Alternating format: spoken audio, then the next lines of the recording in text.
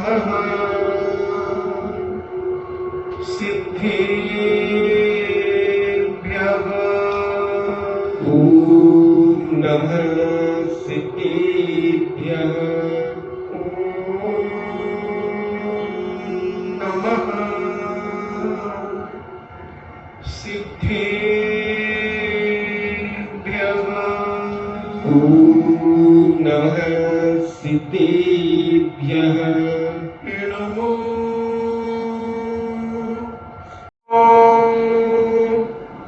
अरिहन्ताणम्।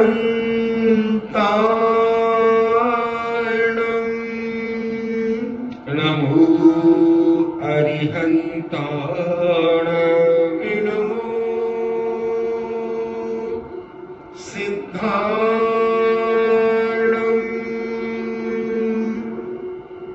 नमो सिद्धाणम्। नमो आयर्याणम्।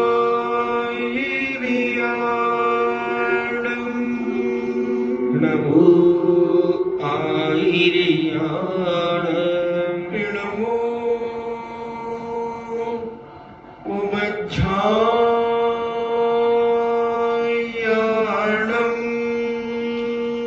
नमो उमज्जायाणम्। नमो लोये सब्बेसाभूणम्।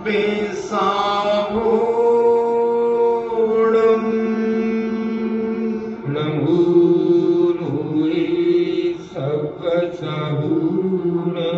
पंच परमेष्टि भगवान की जय। अहिंसामयी वीतराग विश्व धर्म की जय। देवादिदेव 1008 श्री आदिनाथ भगवान की जय। देवादिदेव 1008 चिंतामणि घोर उपसर्ग विजेता श्री पार्श्वनाथ भगवान की जय। देवादिदेव 1008 शासन नायक बाल ब्रह्मचारी भगवान महावीर स्वामी की जय। परम पूजनीय आचार्य श्रोमणि गुरुवर श्री कुंद कुंद महाराज की जय। परम पूजनीय आचार्य श्रोमणि गुरुवर श्री विद्यासागर जी महामुनिराज की जय। परम पूजनीय निर्व्यापक श्रवण मुनि श्री सुधा सागर जी महाराज की जय। परम पूजनीय 3,9 करोड़ महामुनिराजों की जय। तपोदय अतिशय क्षेत्र की जय। परम पूज्य शिक्षक श्री गंभीर सागर जी महाराज की जय। इच्छा चर्चा चल रही है जिसका बखान नहीं किया जा सकता, जिस सत्य को कहा नहीं जा सकता, उस सत्य को कहने का दुस्साहस मैं कर रहा हूं। बड़े बड़े आचार्य परमेष्ठियों ने कहा ये सत्य एक अनुभव का विषय है, क्योंकि जो सत्य जैसा वस्तु का स्वरूप है उसको कहा नहीं जाता, उसका अनुभव किया जाता है। अपन ने 1-2 दिन में अनेक पहलुओं के माध्यम से इस सत्य को समझने का प्रयास किया, सत्य को जानने का प्रयास किया। और जब सत्य व्यक्ति समझ जाता है तो अपने आप संयत हो जाता है, संयमी हो जाता है और अपने आप को हर तरफ से संकुचित कर लेता है, अनुशासन में हो जाता है, अनुशासन में अपनी जिंदगी को जीने लगता है और हर संभव प्रयास करता है कि कहीं मैं असंयमित न हो जाऊं। संयमित होने के लिए सत्य की बहुत बड़ी आवश्यकता होती है। आज दुनिया के अंदर असंयत होने के कारण ही ये कोरोना वायरस इतनी तेजी से अपनी पकड़ कर रहा है। अगर सारे के सारे विश्व के लोग संयत हो जाते अपने आप में अनुशासित हो जाते तो विश्व की किसी भी सरकार को इतनी तकलीफ, इतनी परेशानी नहीं उठाना पड़ती। भारत बहुत संयमित था, भारत बहुत सावधान था, अनुशासित था, मगर कुछ अनुशासनहीनता के कारण कुछ लोगों की भारत भी आज 40,000 से ऊपर पॉजिटिव से ऊपर पहुंच चुका है। थोड़ी सी अनुशासनहीनता, अगर थोड़ा सा हम संयम बरतते तो आज हमारा भारत इतनी परेशानियों की गलियों से नहीं गुजरता, क्योंकि भारत में तो जन्म से ही अनुशासन सिखाया जाता है। जन्म से ही व्यक्ति को संयत बनाने के लिए प्रयास मां करती है, पिता करता है, हमारे देश की राज्य सरकारें करती है, हमारा कानून करता है, हमारे पुलिस अधिकारी करते हैं। हर व्यक्ति संयत अगर हो जाए तो सारा विश्व सुख शांति से समृद्धता को पूर्ण हो जाए। हमारी असंयतता, हमारा अनुशासनहीनता, छोटी सी अनुशासनहीनता बहुत बड़ा विस्फोट कर देती है। और कभी कभी तो ऐसा आदमी को लगने लगता है कि कहीं हम बारूद के ढेर के ऊपर तो नहीं बैठे हैं, या चारों तरफ से हमारे आजू बाजू ऊपर नीचे आतिशबाजी की गोदामें तो नहीं, और किसी की अनुशासनहीनता के कारण अगर एक चिंगारी लगती है तो कितना बड़ा विस्फोट होगा, इसकी कल्पना करना असंभव सा लगता है। एक व्यक्ति की नादानी, अभी निम्बाड़ा के अंदर एक व्यक्ति की नादानी, उसकी अनुशासनहीनता, उसको सहयोग देने वालों की अनुशासनहीनता ने आज सारी निम्बाड़ा को दहशत में डाल दिया। 150 से ऊपर पॉजिटिव एक छोटा सा स्थान है निम्बाड़ा, हम वहां से निकले, आश्चर्य भी की। एक लापरवाही, एक असंयत जीवन जीने वाले व्यक्ति ने मात्र एक अपने स्वार्थ और इस धन दौलत की तृष्णा ने आज पूरे नगर को कहो, पूरे जिले को ग्रीन नहीं रेड सिग्नल मिल गया, लाल सिग्नल मिल गया। ये सब असंयत जीवन जीने के कारण, अनुशासन नहीं समझने के कारण, विवेक का अभाव होने के कारण, स्वार्थ सिद्धि करने के कारण, स्वयं की चिंता न करके, न पर की चिंता करके, मात्र धन की लालसा, धन की तृष्णा के कारण आज अनेकों परिवार एक व्यक्ति की गलती से मातम मना रहे हैं, उसके घर के लोग मातम मना रहे हैं, वह व्यक्ति भी चल बसा। क्या कर लिया? सोना चांदी ला करके क्या सोना खाओगे भी भाई? कितना लालच, कितनी तृष्णा है हमारे अंदर, और उस तृष्णा का दुरुपयोग असंयत जीवन करता है।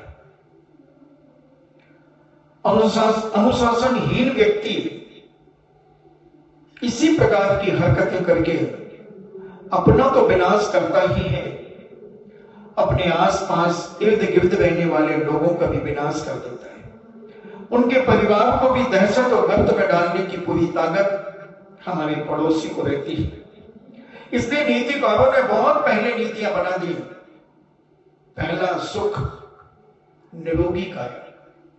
सबसे पहला अगर दुनिया में कोई सुख है तो हमारा शरीर की स्वस्थता।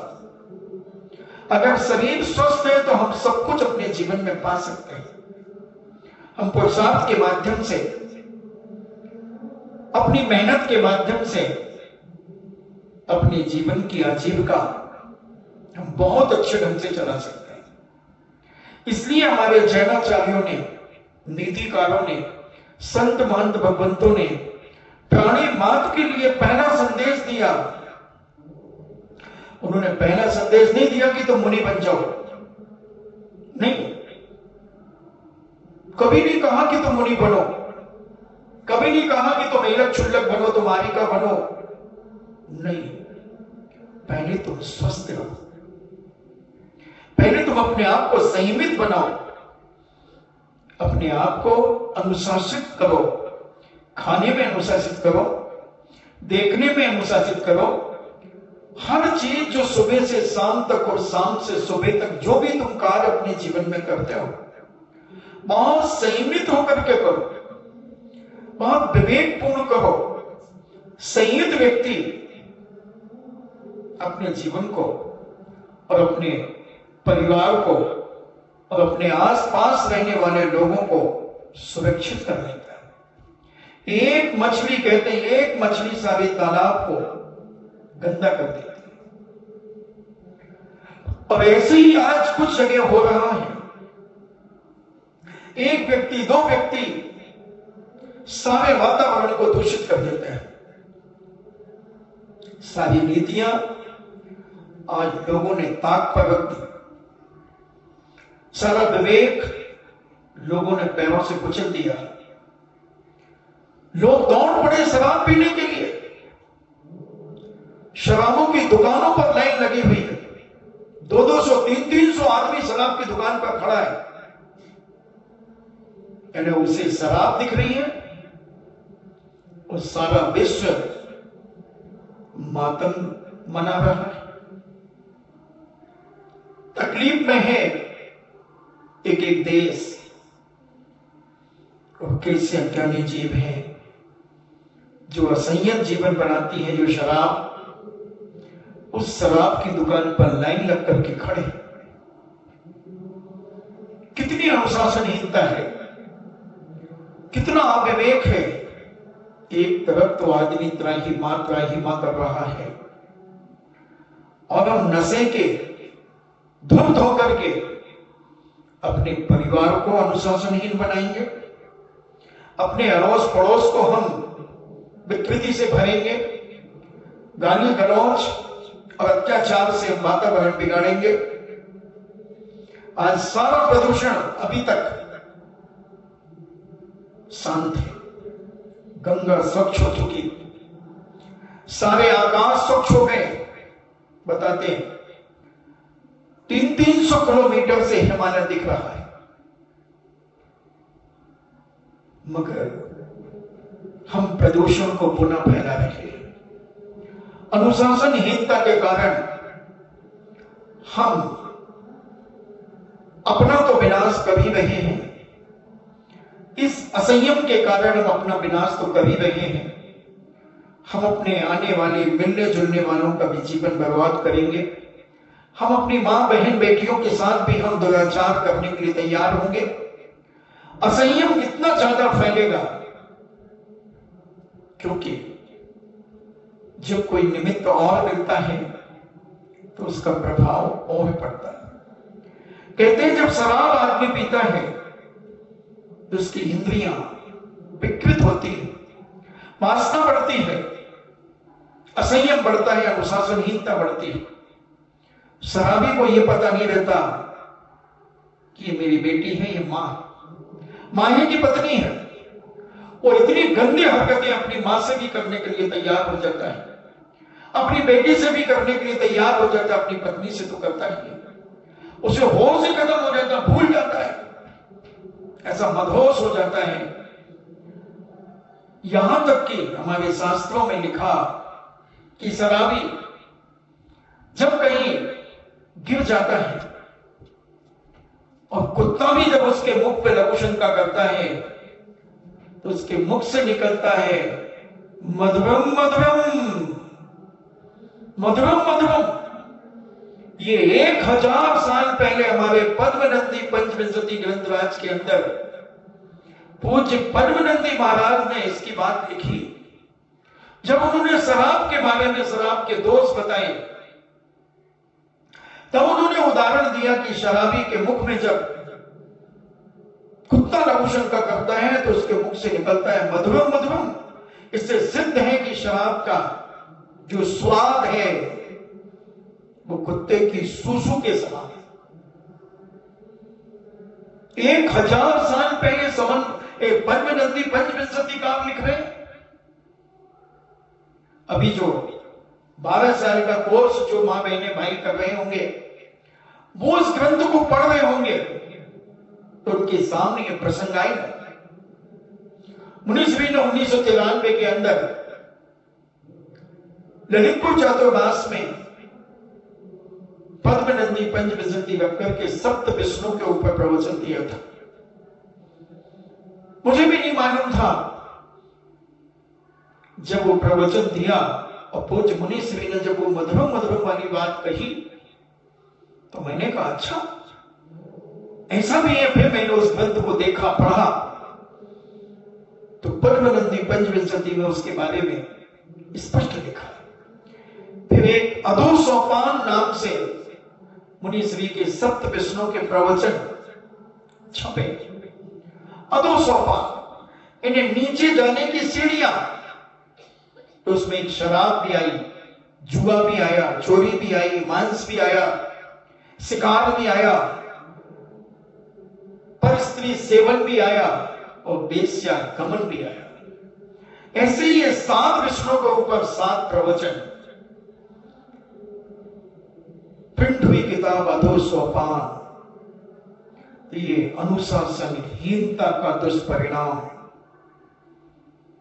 कि आज शराब की दुकानों पर भीड़ लग रही है। एक तरफ हमारी संस्थाएं अपने अनुशासन और संयमित जीवन का परिचय दे रही हैं, वो लोगों को भोजन बांट रही हैं, मासूम बच्चों को दूध दे रहे हैं, गरीबों के लिए भोजन व्यवस्थाएं की जा रही हैं, पुलिस जैसा डिपार्टमेंट भोजन व्यवस्थाएं कर रहा है। हम समाज की संस्थाएं अनुशासित होकर के, संयमित होकर के उन बेचारे बेसहारा लोगों को सहारा देने के लिए रोड पर उतर गए हैं। बेसहारा लोगों को सहारा देने के रोड पर उतर गए। और ये कैसे सहारा मंद लोग हैं जिनके पास सब तरफ से सहारा है, मगर वो शराब की दुकानों पर जाकर के खड़े हैं, शराब खरीद रहे हैं, गुटखे खरीद रहे हैं, सिगरेट खरीद रहे हैं।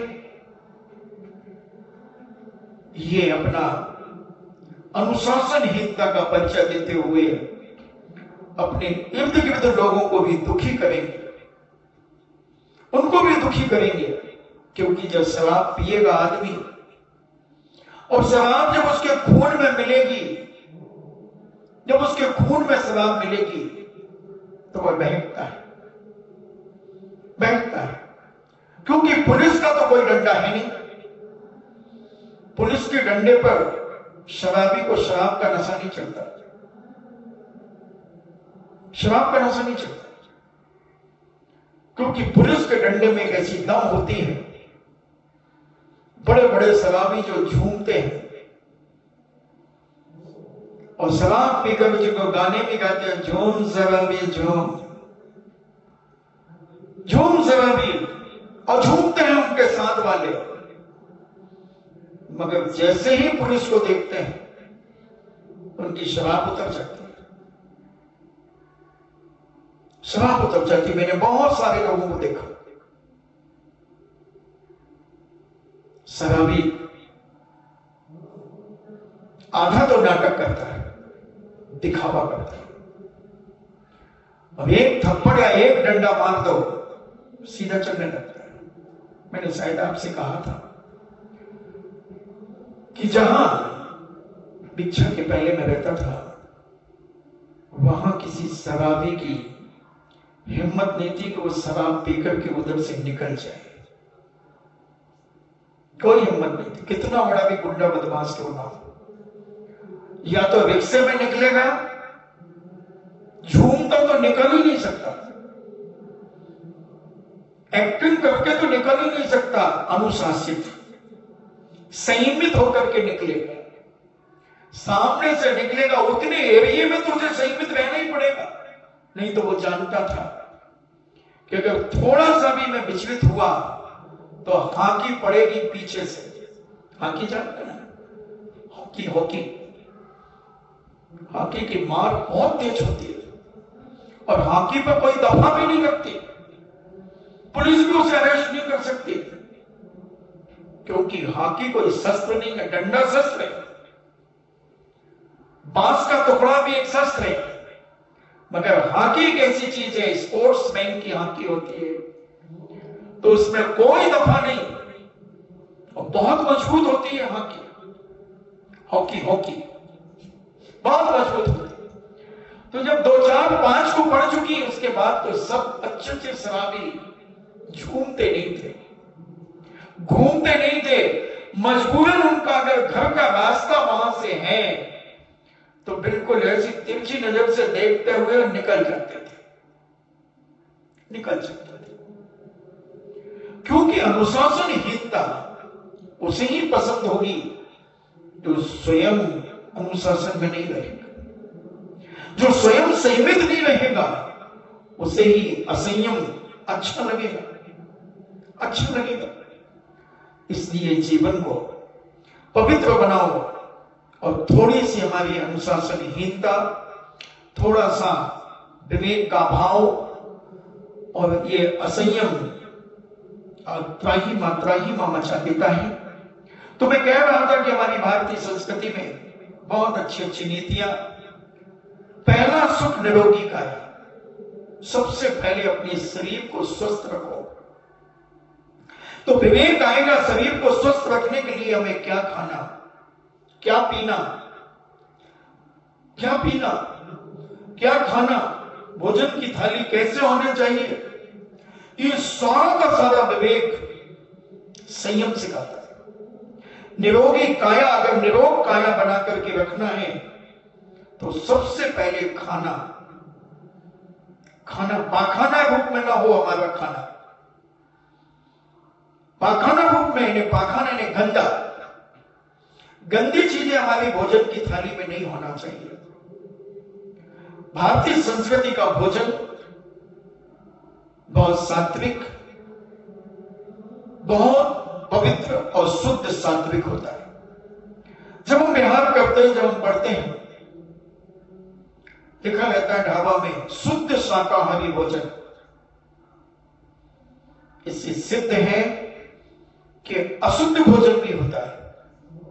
आप समझना बात को, जहां शुद्ध लिखा है उसका विपरीत अशुद्ध भी है।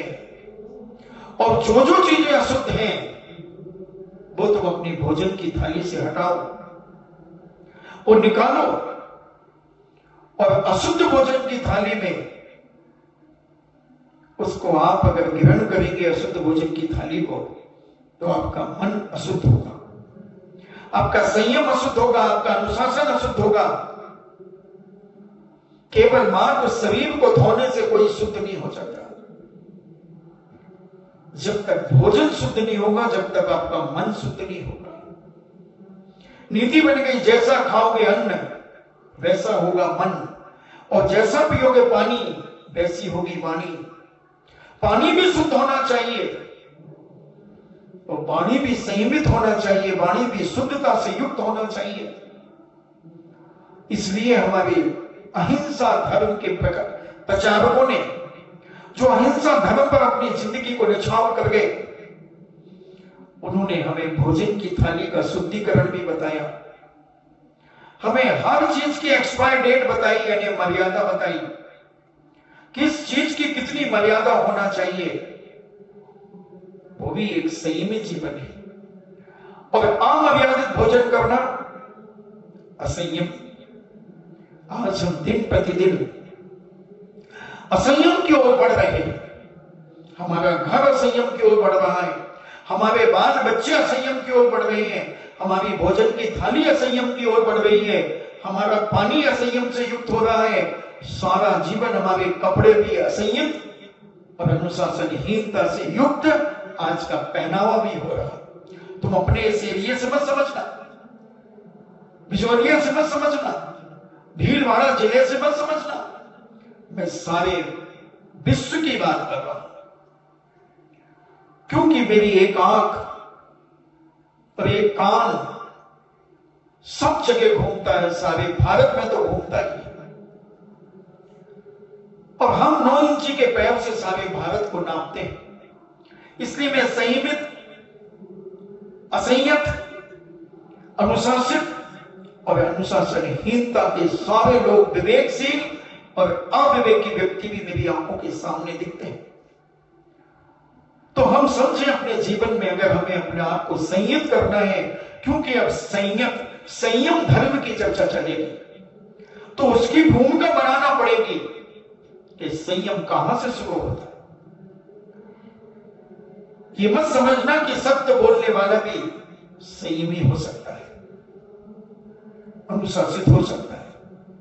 सत्य बोलने वाला असंयमित हो सकता है, असंयत हो सकता है, अनुशासनहीन हो सकता है, मगर बोलेगा सत्य बोलेगा, मगर अनुशासनहीन जिंदगी जी सकता है। इसलिए अनुशासनहीनता कहां से आती है, असंयम कहां से आता है, ये भी हमारी जिंदगी में समझना बहुत जरूरी है, बहुत जरूरी है। पहला हम भोजन से स्टार्ट करें। हालांकि मैं नहीं सोच के आया था कि मुझे ये सब बोलना पड़ेगा, मैं तो आया था कि आज मैं संयम की बात करूंगा, मगर पता नहीं इस गलती का क्या प्रभाव है। मैंने सोचा था एक दिन में संयम खत्म हो जाएगा, मगर मुझे नहीं लगता कि एक दिन में संयम खत्म हो जाएगा। 2 दिन में खत्म हो जाएगा, मुझे नहीं लगता कि 2 दिन में खत्म हो जाएगा। 3 दिन में नहीं लगता मुझे कि संयम खत्म हो जाएगा। तो ये संयम खत्म थोड़ी करना है, संयम तो पाना है हमें, संयम तो अपनी जिंदगी में लाना है। जो दब गया है संयम, उसे जगाना है। मैं तुम्हें बिल्कुल कुछ सुनाने नहीं आया हूं, मुझे आता क्या है मैं जो तुम्हें सुनाऊंगा, मगर मैं तुम्हें जगाने आया हूं। जो तुम सो गए हो, उठो, जागो मोहन प्यारे। शिविर में उठाया जाता है। जब लोग शिविर में सोते हैं तो विनोद भैया जी अपने हारमोनियम के साथ में बहुत मधुर कंठ से उन शिवरात्रियों को उठाते हैं, और जहां शिवरात्रि सोते हैं अपना हारमोनियम ले जाकर के वहीं पर गाना शुरू कर देते हैं। जो सोवत है सो खोवत है, जो जागत है सो पावत है। बहुत अच्छे ढंग से, क्योंकि वो तो गरिमापूर्ण उनका जीवन मधुर कंठ से गाते हैं। बड़े बड़े गायक उनकी तारीफ करते हैं। अब विनोद भैया का प्रसंग आ गया तो अब सुनाई दो। 2007 में खादू कॉलोनी में चातुर्मास चल रहा था। पूज्य मुनिश्री का 25वां संयम दिवस था। मैं तो संयम की बात करूंगा, आप ये मत सोचो कि हम इधर उधर की बात बताएंगे। संयम की बात। पूज्य मुनिश्री का 25वां दीक्षा दिवस, संयम महोत्सव का कार्यक्रम दिन में तो हुआ ही, साथ में एक राजेंद्र कुमार जी, जिन्होंने एक सुधा कलश के नाम से जिनकी सीडी निकली थी, वो मंच पर अपनी सुलहरी फैला रहे थे। और बांसवाड़ा खादू कॉलोनी की युवा विनोद भैया के कमरे में गए, उनको कहा कि आप भी चलो। इतना बड़ा कार्यक्रम है, 15-20 हजार की पब्लिक जहां बैठी, आप भी चलो। विनोद ने कहा नहीं भाई, उनको गाने दो, मैं किसी के कार्य में विघ्न नहीं डालता। मगर अब नहीं मानी तो ब्रह्मचारी तो बेचारा ब्रह्मचारी क्या करे, पहलवानी तो करेगा नहीं। और 8-10 युवाओं ने उन्हें उठा लिया गोदी में कंधे पे बिठा दिया। अब वो क्या करे, छटपटाए क्या? बहुत बना किया, मगर शालीनता से नीचा सिर करके लोग उसे, विनोद भैया नीचा सिर किए, संयमित, अनुशासित। मगर युवा तो युवा होते, आप जानते ही हैं, रोज 10-11 बजे तक आप युवाओं का व्याख्यान सुनते ही हैं, व्याख्यान सुनते ही हैं आप युवाओं का। मैं व्याख्यान कह रहा हूं, समझने बात करो। उनके वार्तालाप, उनके उपदेश, उनका अनुशासन, उनका संयम आप अपनी सगी आंखों और सगे कानों से सुनते और देखते हैं। मगर विनोद भैया बहुत शालीनता पूर्वक नीचा सिर किए हुए, लोग कंधों पर बिठा करके उन्हें लेकर के आ रहे थे। और जो संगीतकार गायक था राजेंद्र कुमार, तो विनोद भैया को देखते ही सारी पब्लिक ने तालियों की गड़गड़ाहट से पूरा पंडाल गुंजायमान कर दिया। बहुत खुला था, बहुत लंबा चौड़ा स्थान था। अब उस कलाकार के मन में एक घृणा उत्पन्न हो गई। तो विनोद तो हमारे बड़े क्षमाशील व्यक्ति हैं, आपने भी देखा होगा, उनको कभी गुस्सा नहीं आता, जैसे हमारे बबलू सेठ की सेठानी को नहीं आता। ऐसा भाई, हमें तो आपकी इष्ट मित्रीय, इष्ट सहेलियों और इष्ट रिश्तेदारों के द्वारा पता चला कि हम उनसे कैसे भी वार्तालाप कर लें, मगर उनके चेहरे पे एक मंद मंद मुस्कान रहती है। उनको कभी देखा ही नहीं। मैंने एक पॉम्पलेट भी फिर उन्हें पढ़ने दिया कि 113 साल तक जीने का राज, 113 साल जीने का राज कि उसने अपनी जिंदगी में गुस्सा नहीं किया। बर्थो समझ लो, 113 साल। और उनकी श्रीमती शायद 117 में भी चल रही है। उस व्यक्ति की चेतस्व, ऐसा कुछ उसका नाम है, जर्मनी आदि का कहां का व्यक्ति है, चेतस्व ऐसा कुछ नाम है। तो फिर जो व्यक्ति क्रोध नहीं करता, तो इससे सिद्ध है कि वो ज्यादा जीता है, असंयमी जीवन नहीं जीता, अनुशासन जीवन जीता है, प्रेम और वात्सल्य से भर करके अपनी जिंदगी को जीता है। और जिस व्यक्ति को अपने जीवन में सुख शांति चाहिए है, संयमित जीवन जीना पड़ेगा, अनुशासित जीवन जीना पड़ेगा। छोटी छोटी बातों में क्रोध करके अपने मन को क्यों बिगाड़ना? और वह गीतकार बिगड़ गया, उसका मन। विनोद भैया को जब नीचे उतारा तो उन्होंने उसके गले में हाथ डालकर के एक दोस्ती का 4 लाइनें दोस्ती की गा दी। तहलका मच गया और वो भी प्रसन्न हो गया। अनुशासित व्यक्ति कभी किसी को दुखी नहीं करता, संयमित व्यक्ति कभी किसी को दुखी नहीं करता। कोई हो जाए तो वो बात अलग है, मगर वो चला करके कभी दुखी नहीं करेगा। जो संयमित होगा, जो विवेकशील होगा, धर्मात्मा होगा, अनुशासित होगा।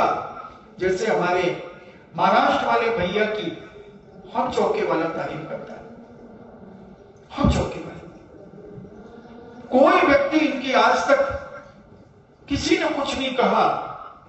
ऐसे तो पहले आए 2-2, 4-4 दिन के, 1-2 दिन के लिए, मगर जो लंबे समय में ही व्यक्ति की पहचान होती है। 1-2 दिन में किसी की पहचान नहीं हो पाती, मगर जब नजदीक में व्यक्ति रहता है तब उसके संयमित और अनुशासित जीवन को, विवेक को लोग समझते हैं।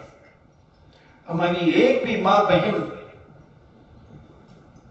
कभी उनके बारे में कोई ने आज तक एक शब्द अटपटा नहीं कहा। हर व्यक्ति ने उनके लिए अच्छा कहा। संयमित जीवन जीने वाला व्यक्ति का, अनुशासित का, कोई चिंता नहीं रहती उन्हें किसी प्रकार की। बहुत हल्का सा भोजन करते हैं और अपने आप में मस्त रहते हैं। मैंने जंगल में भी देखा कि कहीं भी बैठे रहते हैं जंगल में, पहाड़ियों में उधर चले जाते हैं, वहां किसी पत्थर के ऊपर बैठे बैठे नीचे सिर करके सोचते रहते हैं। जब मैं जिनवाणी जमाता था 24 में, श्री 24 में, तब ये कभी कभी आ जाते थे और आदिनाथ भगवान के यहाँ 2-2, 3-3 घंटे, 4-4 घंटे गुनगुनाते रहते थे। अपने आप में मस्त रहना जीवन का एक बहुत बड़ा सुकून मिलता है अंदर। और ये व्यक्ति जो संयमित होता है, अनुशासित होता है, वह व्यक्ति अपने जीवन में बहुत सुकून का अनुभव करता चला जाता है।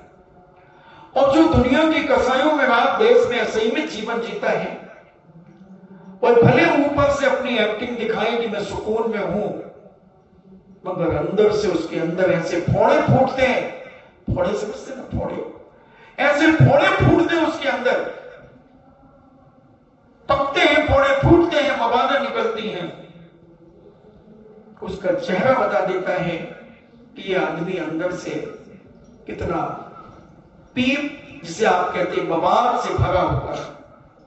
भले वो ऊपर से संयमी दिखे, ऊपर से अनुशासित दिखे, भाषा से अनुशासित दिखे, मगर उसका अंतरंग जो पहचानना जानता है, जो फेस रीडिंग तुम्हारी भाषा में जानता है, वो आदमी देख करके कह सकता कि अंदर से ये बहुत दुखी है आदमी, बहुत दुखी। संयमी व्यक्ति तो अंदर और बाहर एक सा रहता है, उसको कुछ पता नहीं चलता, कुछ फर्क नहीं पड़ता।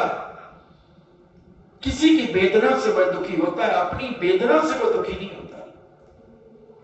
वो अपने आप से दुखी नहीं होता, उससे कोई दुखी हो जाए तो वो उसकी चिंता भी नहीं करता। अपन दुखी ना करो किसी को, अपन से कोई दुखी हो जाए तो डोंट वरी, बी हैप्पी, मस्त रहो।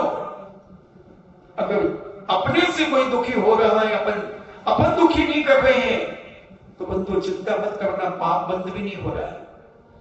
अगर ऐसा होता कि मेरे कारण से अगला दुखी हो रहा है और मेरा कोई दूर दूर तक कोई भाव नहीं है उसे दुखी करने का, न मन से, न वचन से, न काय से, न कृत, न कारित, न अनुमोदन से, न संरंभ, न समारंभ, न आरंभ से,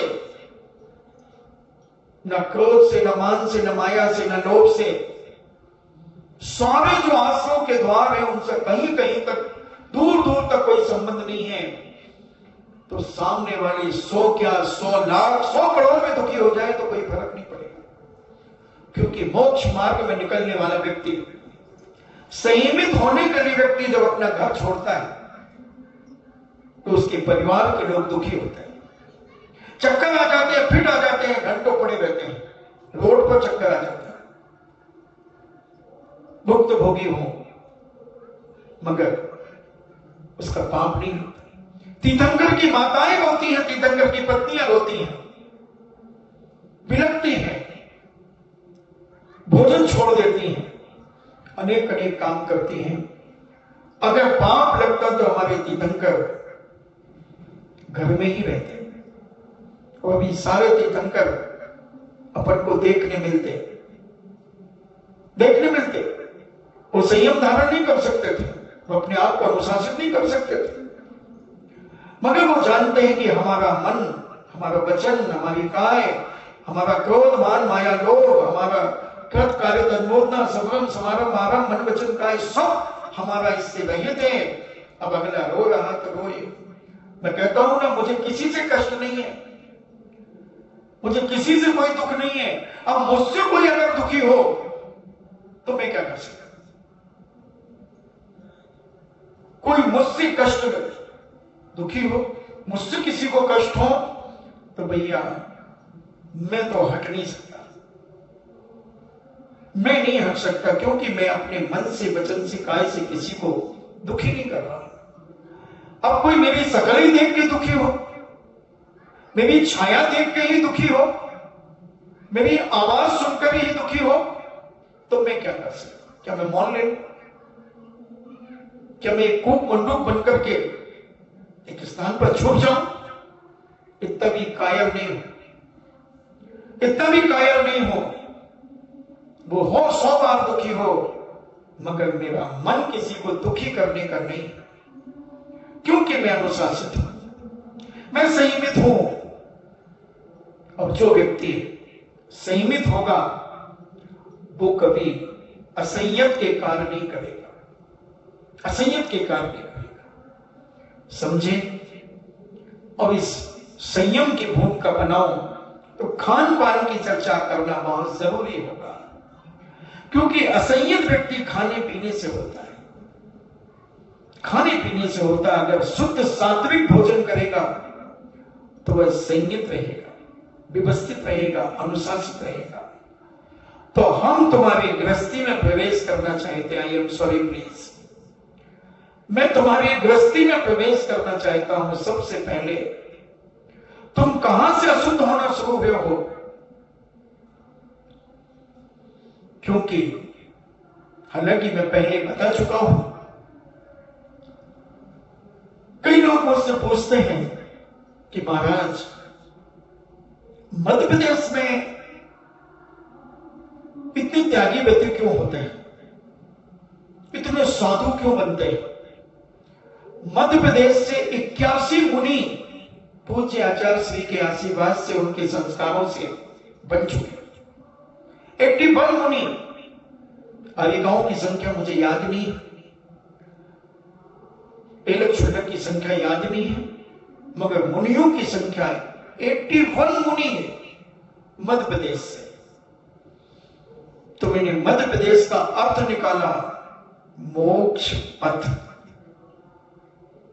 भारत में बीचों बीच है मध्य प्रदेश।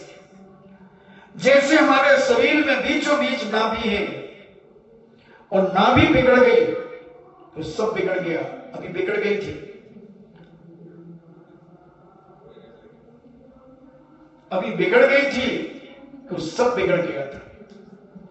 इसलिए नाभि को सुरक्षित करना प्रत्येक व्यक्ति का कर्तव्य है।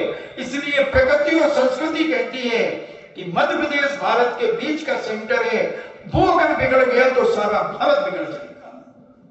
जैसे मनुष्य के शरीर में एक नाभि होती है, बीच सेंटर में होती है नाभि, और नाभि बिगड़ गई तो सब बिगड़ गया। उसको संभालना, इसलिए संस्कृति ने कहो ऐसा कुछ बनाया हो नियम कि मध्य प्रदेश को सुरक्षित करना, क्योंकि वहां मोक्ष पथ पर चलने वाले लोग निकलते हैं। ब्रह्मचारियों की तो संख्या ही नहीं कितनी। प्रथमा स्थली में मध्य प्रदेश की बालिकाएं 5 प्रथमा स्थली चल रही है। बहुत सारी घरों में ब्रह्मचारियां, बहुत सारे ब्रह्मचारी संयमित जीवन जी रहे हैं। तो मध्य प्रदेश मोक्ष पथ, इसका नाम मैंने सोचा। सेंटर सुधारिए, सेंटर सुधारिए, और जिसका सेंटर सुधरा जिस देश का, वो देश सुखाली से परिपूर्ण है। सारे भारत का सेंटर मध्य प्रदेश है। तो तुम अपने शरीर को अगर स्वस्थ रखना चाहते हो तो अपनी नाभि को अनुशासित रखो, संयमित रखो, अपना भोजन की थाली संयमित रखो। अब अपन विचार करें, गेहूं से शुरू होंगे हम। गेहूं जो आपका खेतों से आता है, बाजार से आता है, उस गेहूं की सबसे पहले शुद्धि करनी चाहिए।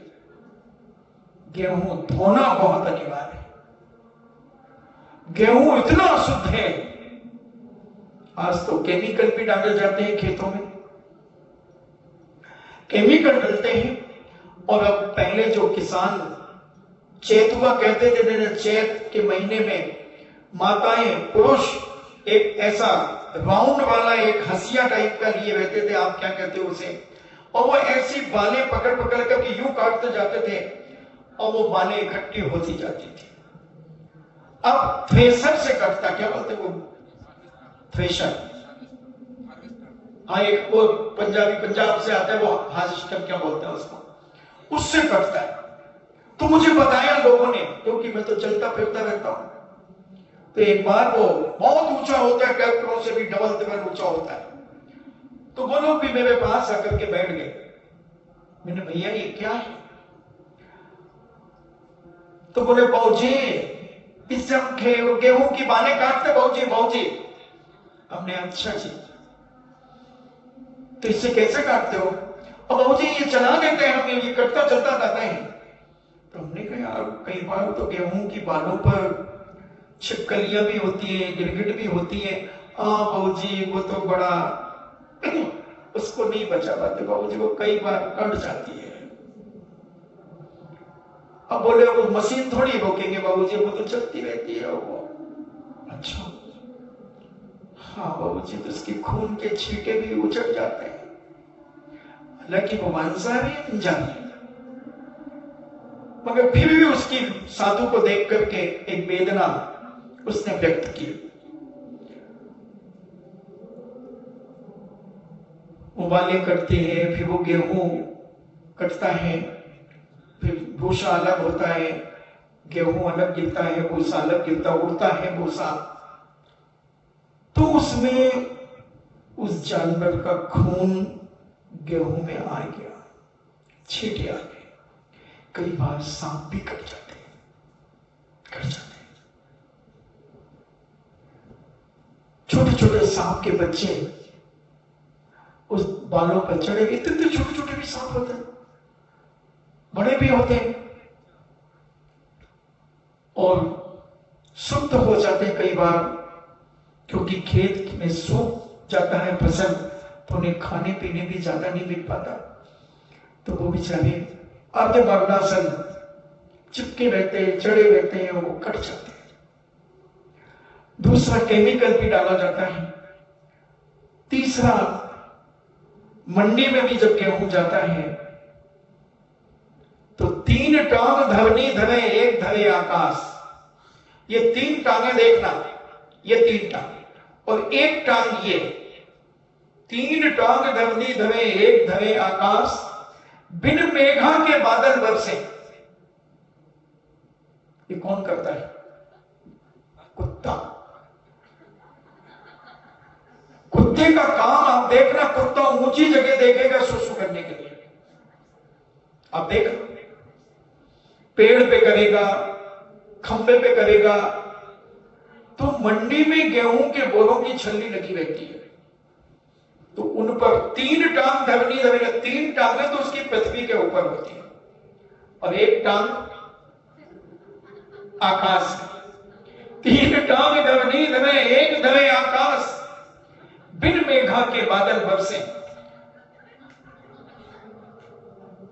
तो ये सारी की सारी स्थिति बनती है क्योंकि कुत्ता अनुशासित नहीं है।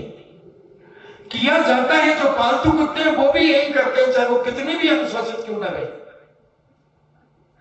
जिनपे 10-10, 20-20 हजार रुपए मंथली का खर्चा, लाखों रुपए भी खर्च हो सकता है, वो कुत्ता भी यही करता है। 3 टांग धवनी धवे एक धवे आकाश। एक बार टेलीफोन का खंबा लगने के लिए जा रहा था, और पहले साइकिलों पर जाते थे खंबे, तो 2 साइकिलों पर खंबा जा रहा था। तो एक स्वानचंद जी ने देखा कि खंबा जा रहा है, तो वो स्वानचंद जी उसके पीछे पीछे चलने लगे।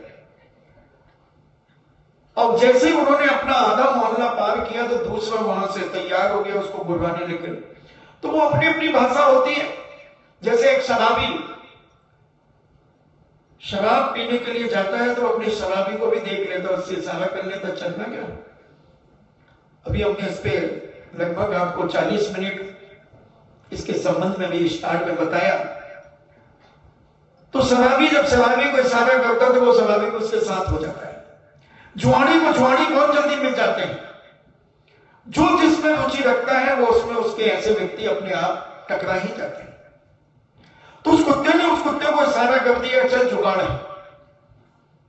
तो भारत तो जुगाड़ के दम पे चल रहा है। अब दूसरा कुत्ता भी उसके साथ हो गया। तीसरा आया, वो भौंकने वाला था, उसने इशारा कर दिया, जुगाड़ है, चल, उद्घाटन है आज। ऐसे 9 कुत्ते एक साथ हो गए। अब वो साइकिल लेकर के 1-8 किलोमीटर दूर पहुंचा। स्टैंड पर साइकिल लगाई दोनों ने और खंबे को उठाया, और वो कुत्ते वहीं यत घूमने लगे। और जैसे जैसे उन्होंने रस्से से बांध भून करके उस कुत्ते का एक खंबे का सेंटर बनाया, मिट्टी डाली, पैरों से रुंधा और खंबा खड़ा हो गया। और वो जब चले गए सारे कुत्ते एक साथ उस खंबे पर टूट पड़े उद्घाटन करने के लिए। आप देखना, जब उद्घाटन होता है फोटो और खींचे तो हर आदमी उसी कैंची के एंगल में आना चाहता है, तो फोटो खिंचवाना, तो कुत्ते भी टूट पड़े। तीन टांग धरनी धरे, एक धरे आकाश, सटासट सटासट बिन मेघा के बादल बरसे, सबने उद्घाटन कर दिया। वो सब लौट करके बड़ी शान से चले आ रहे हैं और दूसरों कुत्तों को भी बात कर रहे हैं कि मैं करे आया उद्घाटन हो गया। ऐसा ही तुम्हारी मंडी में आ रहा हूं अब मैं। मंडी में भी जब माल उतरता है, छल्ली लगती है बोरों की, तो उस पर भी उद्घाटन होते रहते हैं। गिलहरी भी उद्घाटन करती है, चूहा भी। आपने देखा होगा कई बार आपके गेहूं के बोरे में चूहे की पोटी निकलती है, कहां से आ गई? चूहों ने भी सूसू की है और पोटी करी है। सुअर भी मुंह मारते हैं, कई बार मंडियों में सुअर भी पहुंच जाते हैं। इतनी अशुद्धि हो जाती है, इतना असंयत हो जाता है वहां का जीवन का गेहूं। अनुशासनहीनता, चौकीदार कुछ नहीं करता। कबूतर, कौवे, सारे हिंसक जानवर की सूसू कितनी विषाक्त होती है और वो सब उस पर डलती है। और तुम उस गेहूं को घर में लाकर बिना धो करके थोड़ा सा यूं कर करके कंकड़ मंकड़ निकाल करके और टंकियों में भर देते हो, वही रोटी आटा बना करके रोटी खा लेते हो, खिला देते हो। तुमसे अच्छा तो मोरारजी देसाई था जो सेल्फ डिपेंड था। मोरारजी देसाई वो किसी की सुसु नहीं पीते थे, वो स्वयं अपनी लघु शंका पीते थे स्वयं। मगर तुम तीन टांग धरनी धरे, एक धरे आकाश, उसकी गिलहरी की, चूहे की, किन किन की? इसलिए प्राचीन परंपरा थी गेहूं धोने की, गेहूं को धोने की परंपरा। और आप 100 ग्राम गेहूं मेरे नाम से खराब कर लेना, एक छोटी सी भगोनी में उन गेहूं को डालना और उनको खूब मसलना, उन गेहूं को खूब मसलना। फिर एक दूसरे पानी में, छोटी सी भगोनी में वो गेहूं डाल देना जो आपने मसल दिया। फिर दूसरी में मसलना, फिर तीसरे पानी में मसल करके चौथी भगोनी में एक छोटी सी टोकनी लगाकर प्लास्टिक या लकड़ी की, और वो गेहूं उसमें डाल दे। अब चारों पानी को आप देखो। पहला पानी ऐसा रहेगा जैसे आपने एक चाय का कप धो करके उस पानी को बनाया। फिर दूसरा थोड़ा हल्का रहेगा, तीसरा और हल्का रहेगा, चौथा कंचन सा रहेगा। अब कितनी गंदगी तुम्हारे पेट में जा रही है, कितनी अशुद्धि तुम्हारे पेट में जा रही है। अब बोलो, तुम क्या संयमित रहोगे? क्या तुम अनुशासित रहोगे? नियम से अनुशासनहीनता तुम्हारे जीवन में आएगी। क्योंकि जैसा खाओगे अन्न वैसा होगा मन, जैसा पियोगे पानी वैसी होगी वाणी। सब चीजें आज हम अपने हाथों से खत्म करते चले जा रहे हैं। और पहले जो मैं मध्य प्रदेश की बात मैंने कही कि मध्य प्रदेश को मोक्ष पथ क्यों कहा जाता है, एक भी ऐसा जैन का तो छोड़ो, 50% अजैन के घर भी ऐसे मिलेंगे कि जहां गेहूं धुलता है। उसकी भी घटना मैं आपको सुना दूं। केकड़ी में जब मैं 1998 में जब केकड़ी में था, गर्मी के समय पर, तो मैंने प्रवचन वहां दिया। क्योंकि एक प्रवचन मुझे ये सब जगह देना पड़ता है, यहां तो प्रसंग आ गया संयम का, इसलिए तो वहां जब मैंने दिया तो एक आदमी तो बड़ा गुस्से में आया, बोले महाराज की तरीका है आपका। बोले, मैंने कहा भाई क्या बात हो गई? बोले गेहूं कोई धोता है क्या? तो मैंने कहा मैं तेरे घर गया था बुलाने की, तो मेरा प्रवचन सुन। तेरी गरज थी तो नाक रगड़ के तो 3 बार आया, मैं जो सुनाऊंगा वो तुझे सुनना पड़ेगा। बोल, मैं तेरे घर गया था। बोले, आप हद करते हो, घर में हंगामा मच गया हमारे। मैंने क्या मच गया? बोले, कह रही है कि घर से गेहूं धुलेंगे। कुएं पानी लाओ, कुएं का पानी के अलग, नल के पानी के अलग। तो हमने कहा भाई ये तेरे घर की टेंशन है, मेरे को क्यों टेंशन दे रहा है? मैं तो किसी को ना टेंशन देता हूं ना किसी की लेता हूं। बोले नहीं महाराज जी तरीका आप तो नमक भी धो, ये भी धो, वो भी धो। और वो 2 दिन बाद पूज्य आचार्य श्री को श्रीफल चढ़ाने के लिए चातुर्मास के लिए गए थे, क्योंकि केकड़ी को हमारे आचार्य श्री पाकिस्तान कहते थे। बड़ी लंबी चौड़ी कथा है उसकी। तो हम लोग ने, और केकड़ी वाले हमारे पीछे 1994 से लगे थे। वो किसी के साथ नहीं लगते थे, मगर हम लोगों के पीछे लगे थे। 94 में लगे, 95 में लगे, 96 में लगे, 97 में लगे, 98 में हम गर्मी करने गए जैसे तैसे। मोहनलाल कठारिया मुमुक्षु मंडल का नेता था। 250 घर लगभग खंडेलवाल और अग्रवाल समाज के हैं वहां पर, और वो मेरे प्रवचन में भी बैठते थे। तो वो कहे महाराज जी एक बार इस केकड़ी का कलंक मिटा दो, आप चतुर्मास करो। आचार्य श्री को हमने खबर भेजी, पूज्य मुनि श्री ने। आचार्य श्री को नहीं पर वो पाकिस्तान में चतुर्मास नहीं करना है, बहुत स्थिति करा। तो वो जब 1998 की गर्मी के पीरियड में वहां श्रीफल चढ़ाने गए, तो सागर में एक महिला नल के ऊपर, सरकारी नल होता है, वहीं एक खाट बिछा करके मुसलमान महिला उस खाट के ऊपर एक साड़ी सा कपड़ा सा बिछाकर और नल से गेहूं धोती हुई उस खाट पे सूखने के लिए बिछा रही थी। वो आदमी पूछता है, वो भी गया था श्रीफल चढ़ाने, वो आदमी पूछता है भाई क्या कर रही हो? वो मुसलमान महिला, अंधा है दिखता नहीं तुझे, गेहूं धो रही। मुसलमान माता ऐसे बोलती। उसने कहा क्यों धो रही हो? बोले सुन, मैं तो मांस खाती हूं मगर लघु शंकर नहीं खाती किसी की। हट गया से नूर जहां रुखसाना जहाना ऐसे ही तो बोलती है। और वो बेचारा बड़ा शर्मिंदा हुआ। श्रीफल चढ़ा के आचार्य श्री के पास 1-1.5 दिन के बाद आया और फिर मेरे लिए भी एक श्रीफल लाया। मैंने देखा ये तो वही है, फिर से लड़ने आता है क्या? मगर जब उसने श्रीफल लिया था तो मैंने कहा हो सकता महाराज का दरवाजा बंद होगा, मगर उसने श्रीफल तो मेरे टेबल पे चढ़ा दिया और साष्टांग लेट गया। थोड़ी देर में उठा, सिसकियां भरते हुए बोले महाराज जी मुझे क्षमा कर दो, उस दिन मैंने आपका अपमान किया। क्यों, कौन सा अपमान किया? बोले नहीं, आपने जब प्रवचन दिया तो मैंने आपको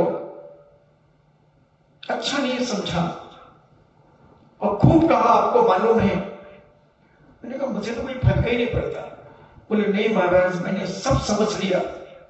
मैं अभी गया तो मैंने देखा कि वहां मध्य प्रदेश में सागर में मुसलमान महिला गेहूं धो रही है। मुझे राज पता चल गया और मैं संकल्प करता हूं आज के बाद मेरे घर में सदा काल गेहूं धुले का जो आपने बताया वो सारी चीजें धुलेंगी। संयमित जीवन शुरू हो गया, अनुशासन से युक्त जीवन शुरू हो गया। तो पहला संयम हमारी जिंदगी में हमारी भोजन की थाली का होना चाहिए।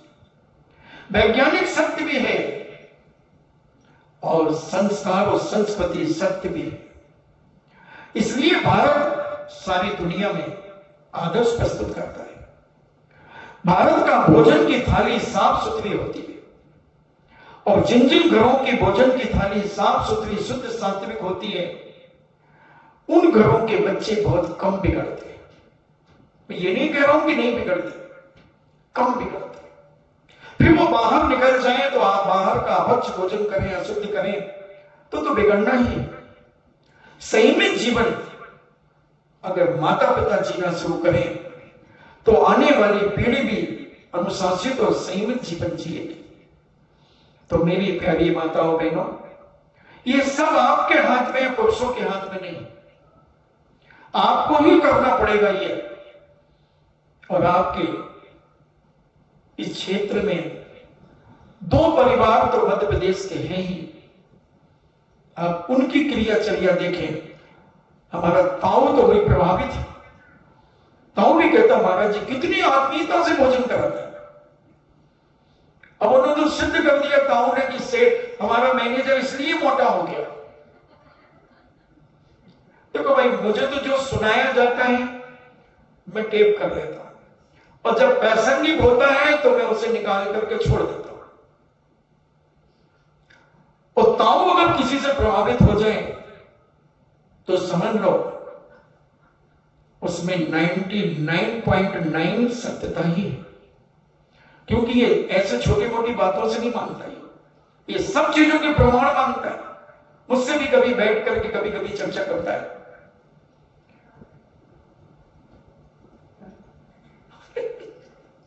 तो ये इसको प्रभावित करना नहीं है, होता है अपने आप। आपकी चर्या देखकर, आपकी क्रिया देखकर, आपके अंदर की भावना देखकर सुनाता रहता है कभी कभी महाराज जी उनकी भावना देखो। इन परिवार की भी भावना करता है। ये दो भाई है ना, बरदू जी और एक और वो बैठे, एक ऊपर एक नीचे, इनकी भी तारीफ कर रहा था। तो मुझे लगा ये पारखित है, पारखित है। कितना प्रेम वात्सल्य से भर करके आचर्य कराते हैं। उसे बहुत आनंद आया ये सब देख करके। तो ये अनुशासित जीवन हम भोजन की थाली से शुरू करें। आज समय हुआ, अपन फिर चर्चा करेंगे। अभी गेहूं धोने की बात मैं आपसे कर रहा हूं। आप अपने अपने घरों में अगर कोई है तो उनको सूचित करें कि ये बैसाख, चैत, बैसाख और जेठ, ये 3 महीने मध्य प्रदेश की महिलाओं को फुर्सत नहीं मिलती। सबके घरों में, आपके यहां भी आता होगा, मगर उतनी मेहनत आप नहीं करते, नहीं धोते। ये धोना शुरू करें। पहला सुख निरोगी काया की जो मैं बात कर रहा हूं, इस प्रकार के केमिकल्स, इस प्रकार की गंदगी, कई बार रोटी के टुकड़े भी मिलते हैं गेहूं के बोरों में, निकलते हैं। कहां से नहीं रोटी, गेहूं से कैसे बन गई रोटी वहां खेत में।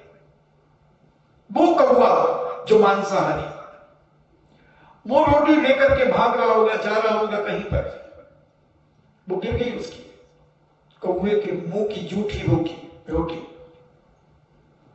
भले वो वैष्णो दर्शन में कहा काग के भाग पड़े सजनी यदि हाथ से ले गए वो माखन रोटी, वो कृष्ण जी के हाथ से ले गए, वो बड़ा पुण्यशाली है। मगर वो झूठी अपने मुंह से झूठी गिरा दे तुम्हारे गेहूं में। और चूहा तो मांस, कौवा तो मांसाहारी है, चूहे का मांस खाता है, चूहे खाता है, सड़ा गला मांस खाता है। रोटी का टुकड़ा, चूहे की लेडी, बच्चों की सुसु भी।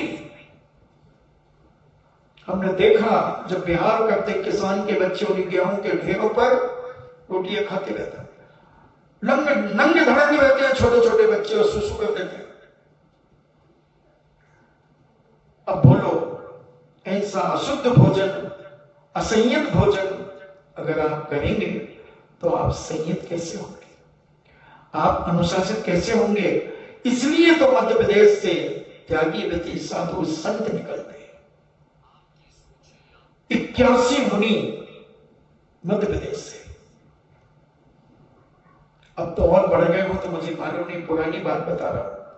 आरिकाएं, ब्रह्मचारी और ढेरों ग्रस्त प्रतिमाधारी, ढेरों।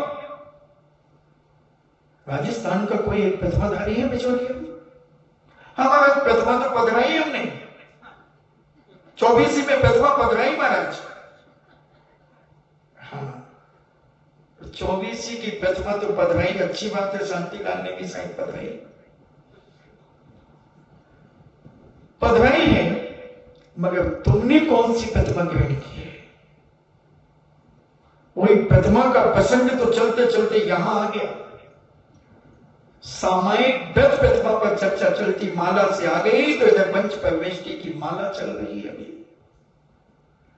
सोचे जरा, हम वहां वो भी इंसान है, हम भी इंसान हैं, मगर हम संयमित क्यों नहीं हो पाते, हम व्रती क्यों नहीं हो पाते, अनुशासन क्यों नहीं कर पाते, और वो सब अनुशासन क्यों कर लेते। तो भोजन की थाली की अशुद्धता हमारे असंयम को बढ़ाती है, अनुशासनहीनता बढ़ाती है, विवेक को दूषित करती है और भौतिकवाद के युग को बढ़ने में, आगे बढ़ाने में सहयोग देती है। इसलिए ये असंयत जीवन जीने की कला को हम निकालने का प्रयास करें और पहला सुख निरोगी काया को हम बनाने का प्रयास करें। इन्हीं मंगल भावना के साथ जिनवाणी स्तुति करेंगे और हम आगे अपन इस पर चर्चा करेंगे और आपको हम बताने का प्रयास करेंगे, क्योंकि अगर भोजन की थाली शुद्ध है तो आपका परिवार संयमित हो सकता है, विवेकशील हो सकता है, अनुशासनबद्ध हो सकता है। इन्हीं मंगल भावना के साथ जिनवाणी स्तुति। वीरे हिमाचल तेने किसी गुरु गौतम के मुख कुंड डरी है,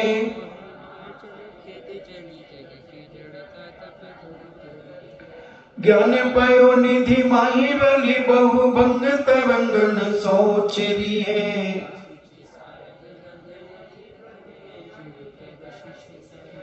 या जग मंदिर में अनिवार्य अज्ञान अंधेरे छयो अति भारी,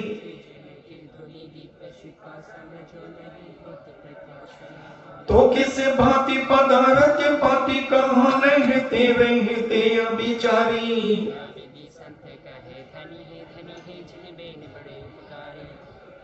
जिनवाणी के ज्ञान से सूझे लोकालो, सो वाणी मस्तक धरो सदा देखो।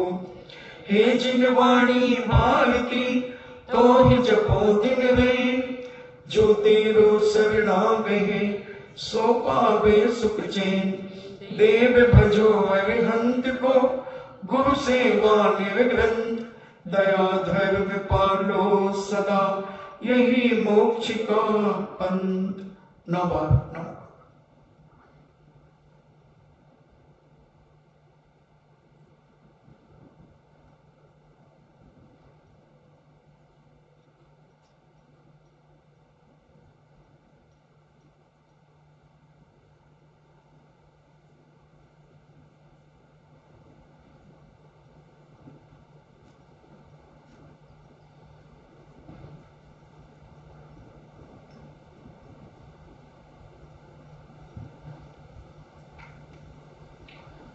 परम पूजनीय द्वादशांग जिनवाणी माता की। सुत देवता, सुत देवता, सुत देवता। जन्म जेतो शासनम, जन्म जेतो शासनम, जन्म जेतो शासनम।